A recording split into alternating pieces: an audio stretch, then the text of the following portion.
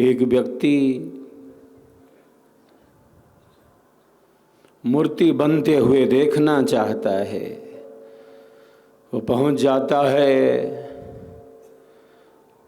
मूर्तिकार के पास कि देखे जरा मूर्तिकार मूर्ति कैसे बना रहा है।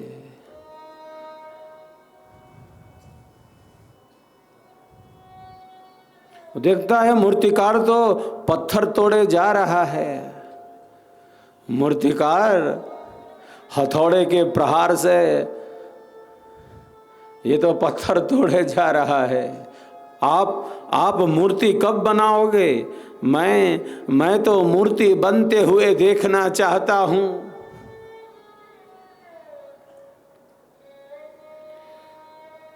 आप तो बस पत्थर तोड़े जा रहे हो।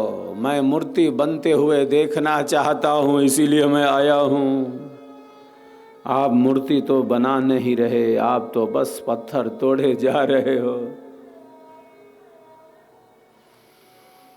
मूर्तिकार कहता है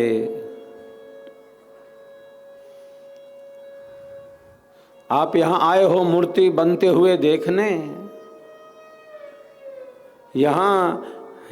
यहां मूर्ति कहीं बाहर से नहीं आने वाली कि आप देख सकोगे, दर्शन कर सकोगे।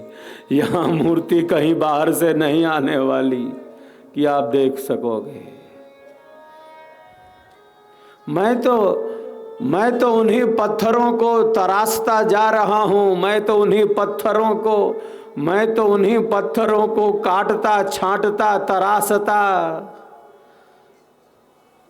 जा रहा हूं जो मूर्ति बनने में बाधक हैं। उन्हीं पत्थरों के हटते ही, उन्हीं पत्थरों के दूर जाते ही मूर्ति इसी में से प्रकट हो जाएगी। और बाहर से थोड़ी आने वाली कि आप देख सकोगे। ट्रक पर लोड हो गया, बाहर से नहीं, यहां अनलोड होगी कि देख लोगे।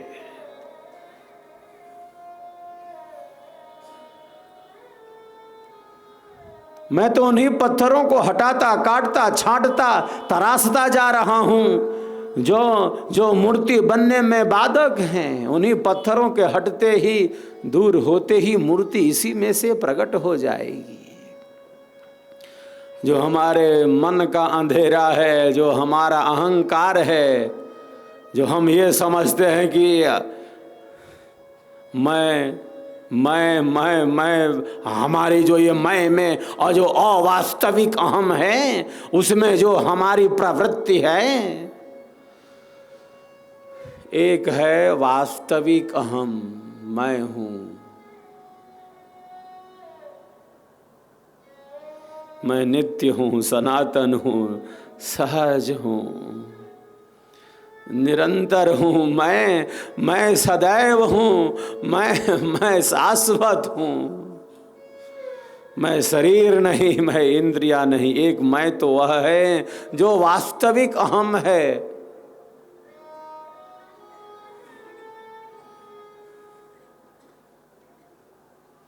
कौन हूं मैं? चार बातें कितनी महत्वपूर्ण हैं। ये मैं जो है, यह वास्तविक अहम है, वास्तविक मैं। अवास्तविक अहम नहीं, मिटने वाला अहम नहीं, बदलने वाला अहम नहीं, परिवर्तनशील अहम नहीं। वो वास्तविक अहम है जो हम हैं।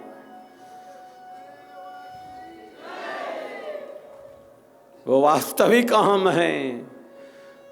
इसीलिए चार बातें बड़ी महत्वपूर्ण हैं। कौन हूँ मैं? कौन मैं? वो मैं नहीं जो बदलने वाला है, जो अवास्तविक है, जो कुछ क्षण के लिए है, जो विनाशी है, जो मिटने वाला है। नाम, पदनाम, संसार की स्थिति, पदार्थ, सब कुछ बदलने वाला है। वो मैं नहीं। कौन मैं? जो नित्य, जो सनातन, जो सहज, जो निरंतर, जो सदैव, जो शाश्वत, वो मैं। जिसे कोई मार न सकेगा। अब तक मार नहीं सका आत्मा को कोई, अब आगे भी क्या मार पाएगा जो अब तक मार नहीं पाया।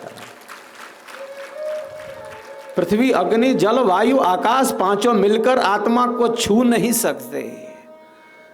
पृथ्वी नहीं मार सकती, अग्नि जला नहीं सकती, वायु सुखा नहीं सकता, आकाश तो अवकाश प्रदान है, वो कुछ नहीं कर सकता। शरीर नष्ट हो जाता है, हम शरीर तक थोड़ी सीमित। मैं केवल शरीर है क्या? ये मैं।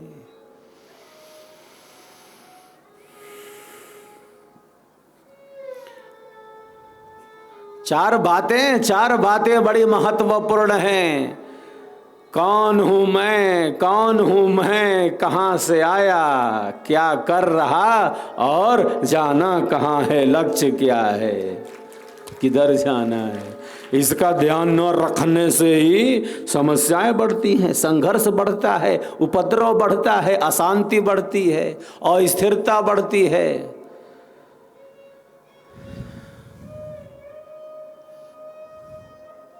क्योंकि विवेक दृष्टि का अभाव है, मन का अनियंत्रण है। जो अवास्तविक अहम है, जो अवास्तविक अहम है उसी में स्थिति है। जो बदलने वाला अहम है उसी में स्थिति है। जो नित्य है, सनातन है, जो सहज है, निरंतर है, उसके प्रति हम कितने चैतन्य हैं।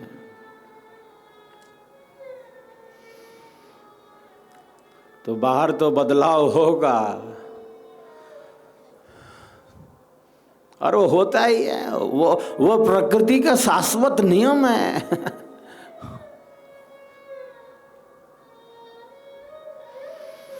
जायते कहा वस्तु उत्पन्न होती है, फिर कहा उसकी सत्ता होती है, फिर कहा वो बढ़ती है, फिर कहा वो परिवर्तित होती है, और फिर कहा विनश्यति, नष्ट हो जाती है। उसका क्षय होने लगता है।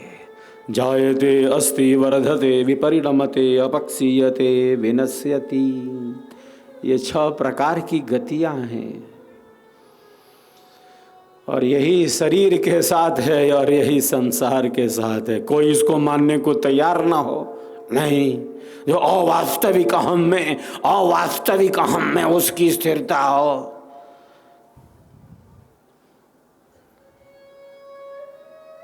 ये जीवन की विधि नहीं है। इसीलिए हमारे ऋषियों ने ब्रह्मचर्य, गृहस्थ, वानप्रस्थ और संन्यास का सिद्धांत, नियम, कानून बनाया। मानव जीवन को 100 वर्षों में विभक्त किया। कहे 100 वर्ष जिए, लेकिन कैसे जिए, एक एक दिन इसका नियम बनाया, इसका अनुशासन बनाया।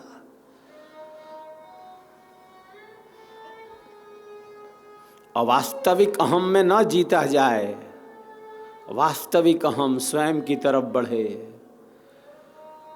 ब्रह्मचर्य, गृहस्थ, वानप्रस्थ और सन्यास, इसका पालन न करने से अशांति, अस्थिरता, संघर्ष, तनाव अवश्य ही बढ़ जाता है। इसीलिए हमारे पूर्वजों ने, हमारे ऋषियों ने जिंदगी को जियो कैसे। जिंदगी जीने में ही जिंदगी बीत न जाए, अवास्तविक अहम में जिंदगी बीत न जाए, बल्कि जीवन है क्या इसका ही ज्ञान मिल जाए, इसका ही ज्ञान मिल जाए। क्योंकि हम जीवन कहें, हम जीवन कहें या सत्य कहें, 2 बात नहीं है।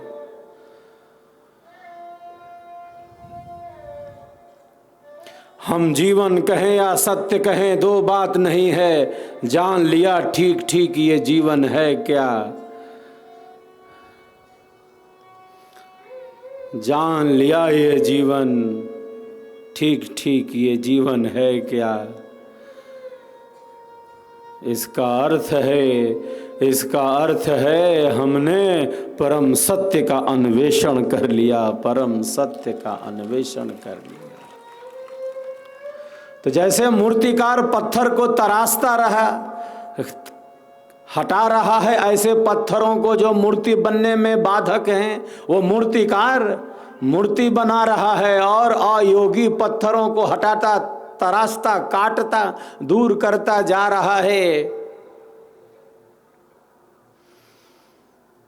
तब मूर्ति का प्रत्यक्ष है। उसी प्रकार हम सबों के भीतर परम प्रभु परमात्मा की ही मूर्ति बैठी है। हम सबों के भीतर सब प्रभु के जीव हैं।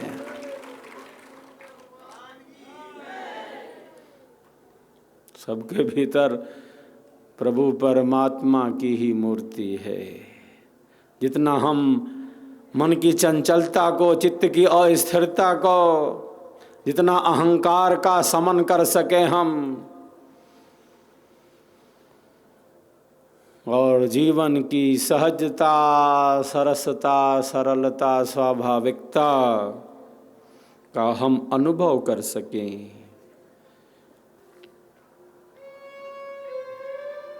हमारा जीवन सरस हो, सरल हो, स्वाभाविक हो, हम सबों का जीवन समदर्शी स्थिति हो, हमारे कारण किसी को भी कष्ट न मिले, अज्ञान अधर्म अन्याय पूर्वक। अगर हम अज्ञान अधर्म अन्याय पूर्वक दूसरों को कष्ट देते रहेंगे और बारंबार देंगे, समझाने पर भी नहीं समझेंगे, तब विपरीत परिस्थितियां उत्पन्न होंगी। किसी को भी अज्ञान अधर्म अन्याय पूर्वक हम कष्ट नहीं दे सकते, चोटिल नहीं कर सकते, पीड़ा नहीं पहुंचा सकते। अनावश्यक अधर्म अज्ञान के कारण, अज्ञान अधर्म अन्याय की अधिकता के कारण किसी को भी हम प्रताड़ित नहीं कर सकते, दुख नहीं दे सकते, चोटिल नहीं कर सकते। यही सेवा है। सेवा का अर्थ है हमारे कारण किसी को अज्ञान अधर्म अन्याय पूर्वक कष्ट ना मिले। न्याय पूर्वक कष्ट तो अनिवार्य है, यह बात हो रही है अन्याय पूर्वक कष्ट ना मिले, अधर्म पूर्वक कष्ट ना मिले।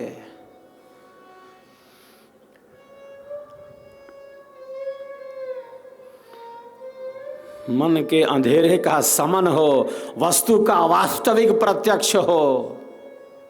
हमारे कारण तो सबको सुख ही सुख मिले, हमारे कारण सबको सुख मिले, हमारे कारण सबको शांति मिले, हमारे कारण सबको प्रसन्नता मिले, हमारे कार्य से, व्यवहार से, हमारी क्रिया से सब प्रसन्न हो जाएं। किसी के साथ अन्याय ना करें, हम अपने अधिकारों का दुरुपयोग ना करें। हम ये कर सकते हैं, ये बात नहीं है, क्या उचित है क्या अनुचित है, इसका ध्यान रखें। क्या किया जाना चाहिए और क्या नहीं किया जाना चाहिए, इसके प्रति सचेष्ट होना चाहिए। मैं कर सकता हूँ ऐसा अहम भाव, अवास्तविक अहम है, वो भी मिटने वाला, बदलने वाला अहम है, कोई अहम टिकना वाला नहीं है। जो नित्य सनातन अहम है वही स्थिर है, जिसका बोध नहीं।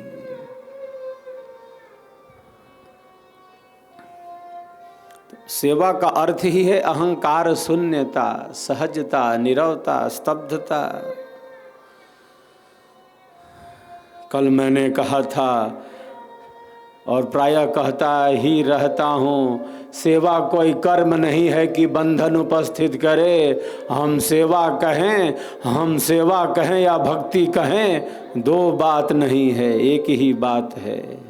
कर्म से बंधन होता है और सेवा से मुक्ति होती है। सेवा से मुक्ति, बंधन से मुक्ति होती है सेवा के द्वारा। हम शरीर से, मन से, वाणी से, बुद्धि से, विचारों से, तन मन धन से जिस प्रकार की भी जैसी सेवा करते हैं, इसमें भाव प्रधान हो, भाव शुद्ध होना चाहिए। शिष्य का कल्याण तो परम अनिवार्य है। शुद्ध भाव से सेवा होनी चाहिए, समर्पण भाव से। वही श्रेष्ठ सेवा है। वैसे सेवा के तो और भी प्रकार हैं, और श्रद्धा से भी दे सेवा, लेकिन जो सबसे श्रेष्ठ सेवा है वो श्रद्धया देयम, श्रद्धा से दे, सत्य पर पूर्ण विश्वास के साथ दे। बाकी तो शास्त्रों में इतना बहुत कुछ कहा है जो मैं अभी यहाँ उस रूप में कहना उचित नहीं समझता। वहाँ तो लिखा है आचार्यों की भय से भी सेवा देते हो तो ले लो, ऐसा कहा है। उसी का कल्याण है, जिससे सेवा लोगे उसका ही कल्याण है।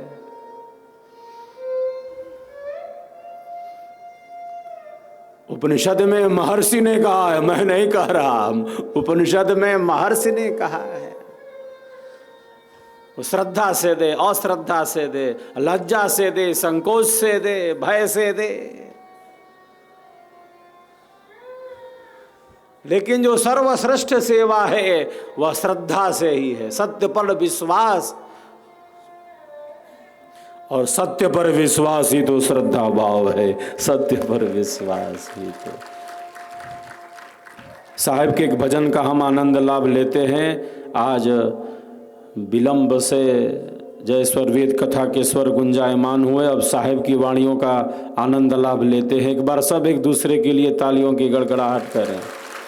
हम सबका संकल्प महान, हम सबका संकल्प महान। साहिब के दिव्य ईश्वर का हम सब आनंद लाभ लेते हैं। हमने है इश्क मस्ताना, हमन को होशियारी क्या। हमने है इश्क मस्ताना, हमन को होशियारी क्या।